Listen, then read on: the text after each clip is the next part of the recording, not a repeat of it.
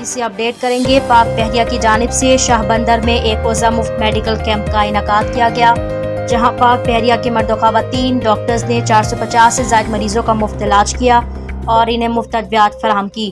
Pakistan navy کی جانب سے ساحل ویلفیئر ایسوسی ایشن اور شاہد افریدی فاؤنڈیشن کے تعاون سے جونگو جلبانی میں ایک روزہ مفت میڈیکل کیمپ لگایا گیا، جس میں نیوی کے مرد و خواتین ڈاکٹرز نے کئی مرد، خواتین اور بچوں کے مختلف بیماریوں میں مفت علاج کیا اور انہیں ادویات مفت فراہم کی گئی۔ اس موقع پر پاک بحریہ کے لیفٹیننٹ عزیر نے میڈیا سے گفتگو کرتے ہوئے کہا، پاک نیوی کی ہمیشہ بھرپور کوشش رہی ہے وہ اپنے ملک کی عوام کی خدمت میں پیش رہیں۔ خاص طور پر سیلاب اور طوفان جیسی ہنگامی صورتحال میں نیوی نے عوام کی ہر ممکن خدمت کی ہے۔